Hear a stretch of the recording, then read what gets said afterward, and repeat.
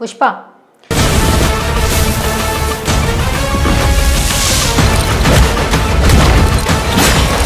దేశమంతా సంచలనం సృష్టిస్తున్న Pushpa 2 records break చేస్తూ ముందుకు సాగుతోంది. సౌత్ టు నార్త్ అన్ని స్టేట్స్లో హవా నడిపిస్తోంది.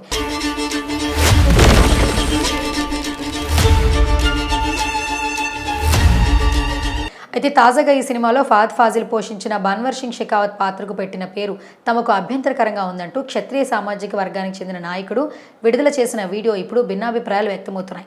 తక్షణమే దర్శక నిర్మాతలు క్షమాపణ చెప్పాలంటూ, సంవత్సరాల తరబడి తమ వర్గానికి ఇలాగే అన్యాయం జరుగుతోందంటూ, తమ వాళ్లను విలన్లుగా చూపిస్తున్నారంటూ ఏకంగా దాడికే పిలుపు ఇవ్వడం వైరల్ అవుతోంది.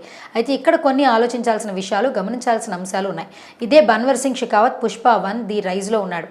లంచాలు తీసుకునేవాడిగా చూపించారు. క్లైమాక్స్లో పుష్పరాజ్తో పోటీపడి బట్టలు కూడా విప్పేశారు. అప్పుడు రాని అటెన్షన్ ఇప్పుడు ఎందుకు వచ్చిందనేది బన్నీ అభిమానుల లాజిక్. కేవలం పాత్ర ఇంటి పేరుతో ఏ కుల మతాన్ని తప్పుగా ఆపాదించుకోకూడదు. తెలుగు సినిమాల్లో ఫ్యాక్షన్ విలన్లకు రెడ్డి ఉండటం సహజం. అవతల హీరోని కూడా అదే వర్గానికి చెందినవాడిగా చూపిస్తారు. నాయుడు, వర్మ, రావు, చౌదరి ఇలా చెప్పుకుంటూ పోతే లెక్కలేనని ఉదాహరణలు ఉన్నాయి. ఇవన్నీ కేవలం ఊహాత్మక సృష్టి తప్ప నిజాలు లేవు.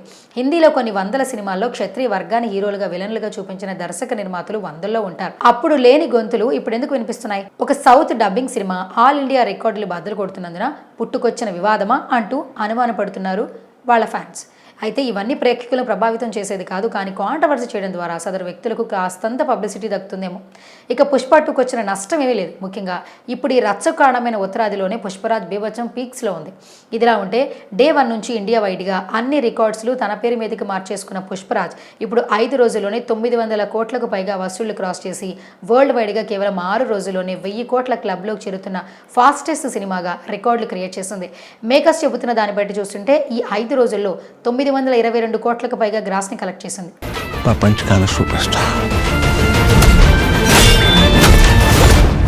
వీటిలో ఒక్క యుఎస్ మార్కెట్ నుంచి 10 మిలియన్లకు పైగా వసూళ్లు అంటే 84 కోట్లకు పైగా గ్రాస్ని అందుకోగా మిగతా ఓవర్సీస్లో దేశాల్లో కలిపి $9 మిలియన్ పైగా రాబట్టింది.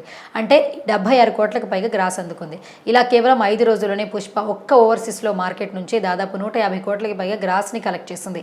హిందీ మార్కెట్ నుంచి 5 రోజుల్లో 339 కోట్ల నెట్ వసూలు అందుకోవడం విశేషం. ఇలా ఇక్కడే దాదాపు 500 కోట్ల మేర గ్రాస్ వచ్చేసింది. ఇక మన తెలుగు సహా తమిళ్, కన్నడ, మలయాళ భాషల్లో కలిపి మిగతా మొత్తాన్ని రాబట్టింది పుష్ప 2. ఇలా మొత్తంగా పుష్పరాజ్ వరల్డ్ వైడ్గా బీభత్సం సృష్టిస్తున్నాడు. ఇక లాంగ్ రన్లో పుష్పరాజ్ హవా నెక్స్ట్ లెవెల్లో ఉంటుందని తెలుస్తోంది. పుష్ప అంటే నేషనల్ అనుకుంటారా? ఇంటర్నేషనల్.